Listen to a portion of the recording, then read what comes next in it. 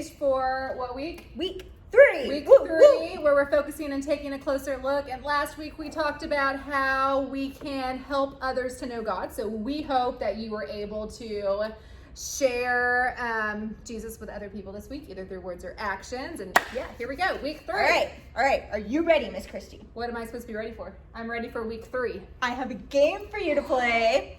Game? Does it have to do drawing where I compete against Pastor Red? No Okay, drawing. good. And All you're right, not that's competing against anyone this week either. Who am I competing against?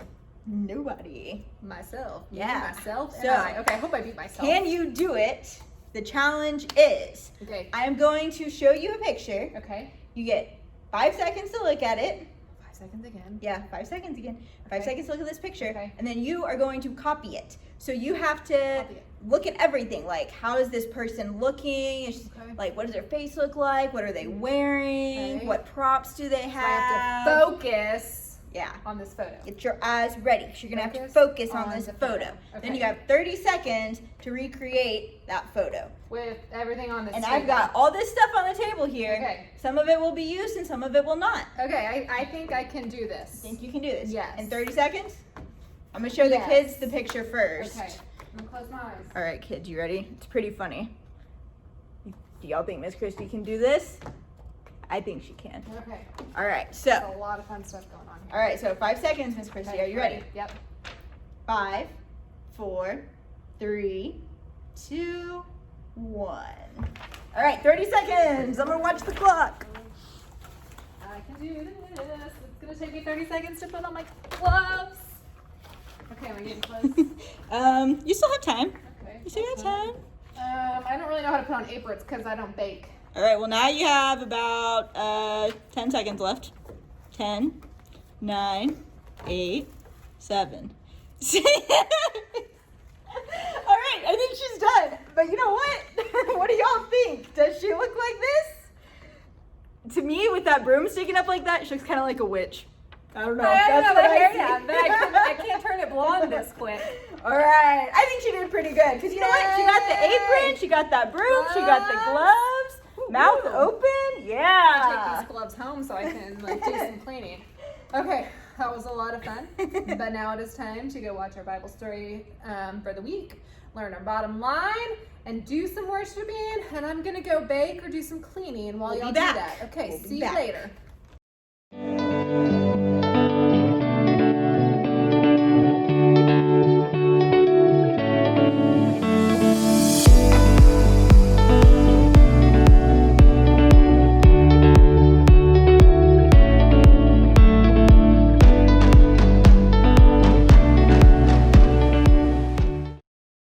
You got this! You got this! You got this! You have got this! Yay!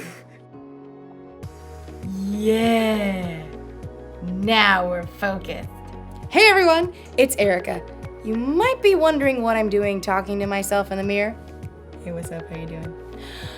Well, I decided I needed a little encouragement because it's been sort of a hard week. You see, a few days ago, my aunt was stuck at home with a broken leg. So I took some soup to her house, but then her dog peed on my shoe. And then I slipped and spilled the soup all over the place.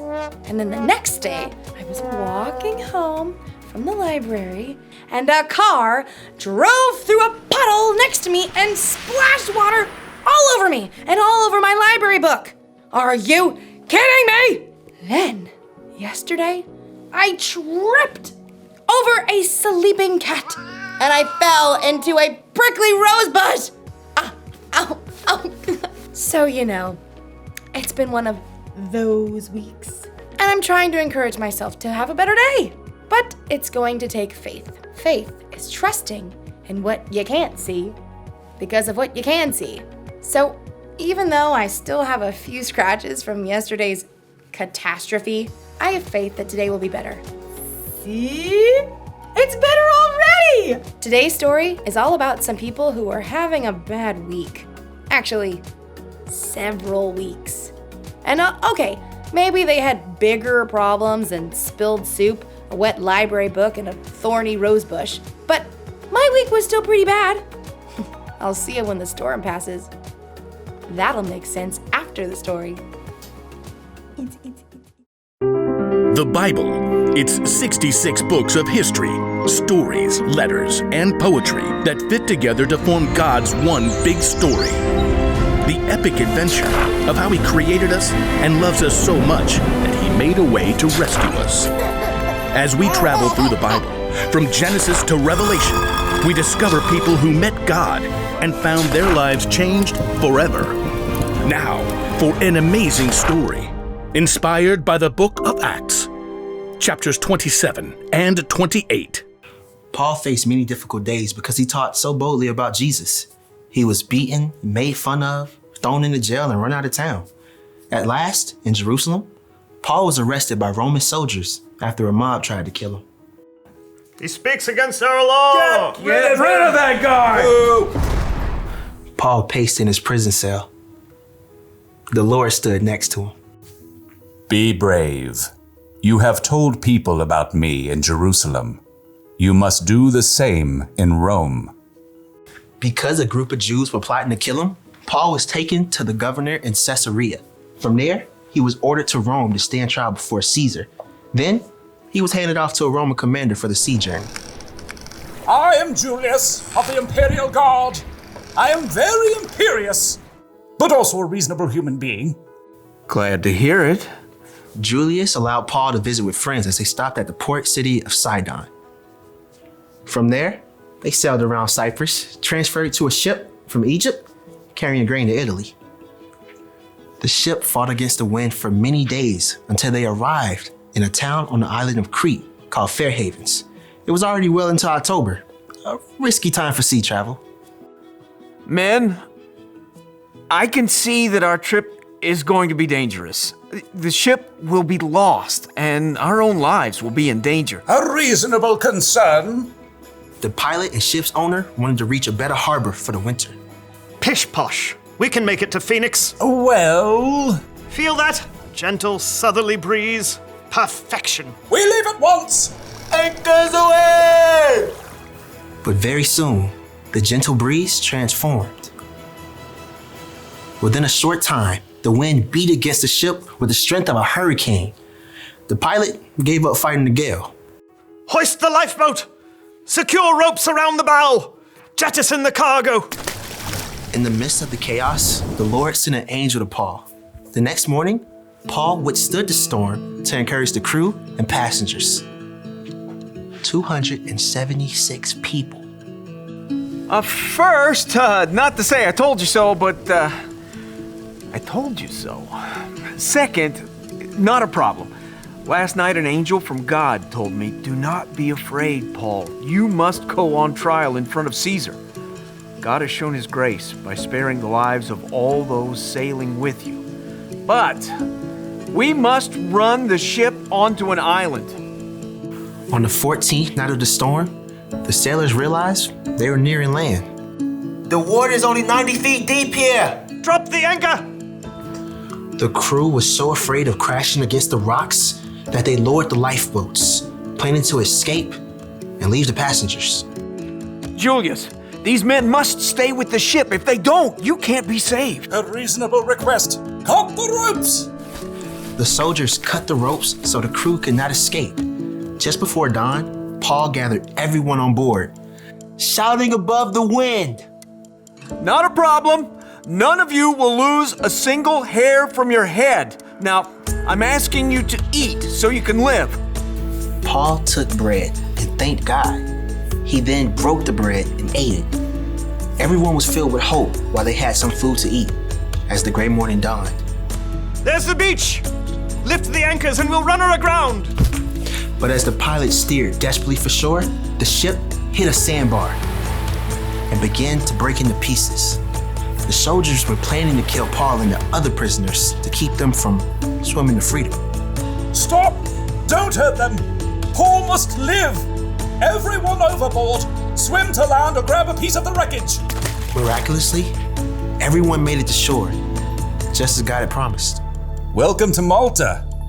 The people of Malta were unusually kind as they built a fire to welcome this large group of wet and stranded visitors.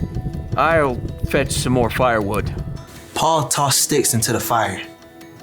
Then, a deadly snake slithered out and sunk his teeth into Paul's hand. This man must be a murderer. The gods won't let him live. Not a problem. Totally fine. Paul simply shook the snake into the fire.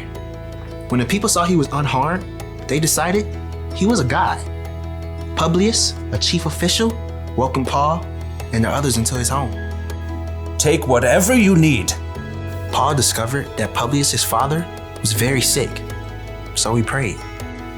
Jesus, please, heal this man. Publius' father was made well. All the sick people on the island flocked to see Paul, and they too were healed. Paul had so much respect on Malta that when it was time to leave, the people of Malta gave him all the supplies they needed. Bon voyage! At long last, Paul neared Rome. The believers had heard he was on his way and traveled to meet him. Welcome to Rome. I thank God for you all. In Rome, Paul was allowed to live in his own home, under guard. For 2 years, he welcomed anyone who came to see him. He told Jews and Gentiles alike the good news of Jesus, just as God promised he would. So, a shipwreck is probably worse than tripping on a cat, but a bad week is a bad week. And the important thing to realize is that we all have problems, and we all get to choose how we react to those problems. Paul chose to trust that God was with him no matter what he was going through.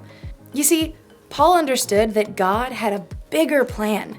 Ever since Paul came to know Jesus as God's son, he had devoted his life to telling others about Jesus. And Paul knew that no matter what problems he faced, they were worth it if it helped him spread the good news of Jesus to the world. So Paul didn't necessarily focus on the storm, the shipwreck, and the snake bite like they were problems. Instead, he trusted that God was leading him somewhere. He trusted that God had a plan. And Paul's not the only person who can change focus like that. We can too!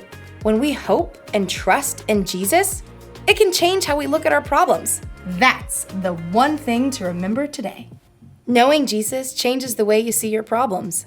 When you're having one of those weeks, or months, or years, or whenever we have a problem, sometimes the bad stuff is all we can focus on. But when you know that God has a plan and that Jesus is always with you, it can help take the focus off yourself and put your focus on Him. Whenever you're facing tough situations, remembering that God is with you can make it less hard or scary. So don't forget, God has got this. See you next time. Bye.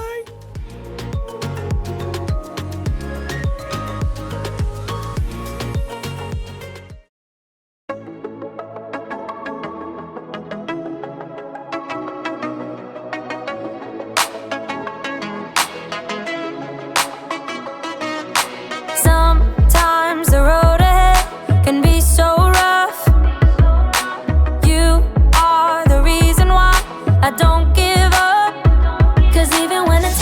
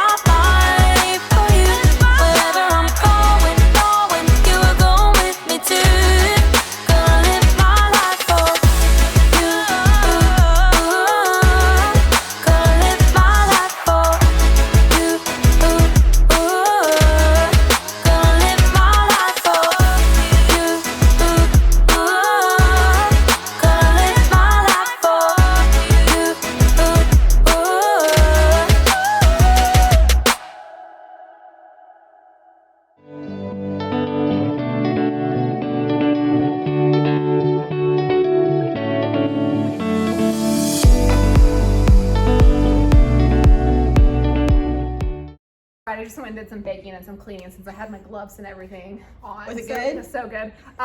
Yes, but what a great story today, because what we learned is that we all have problems. Do you have problems? Yes. Yeah, we have tough times, things that are difficult, and to be honest, with everything that's been going on, we've been in tough times for a really long time, right? Yeah. But what we can learn is that we need to trust God no matter what. So Paul had problems and he had the shipwreck and all this stuff, but he trusted God to guide him and to lead him where he needed to go. So he had peace because God was with him. And God is with you, God is with me, God is with Miss Allison, okay? So knowing Jesus changes the way you see your problems. So we're gonna face problems, but we have Jesus that is with us and that can help us get through all of our problems. So remember, God is with you throughout everything.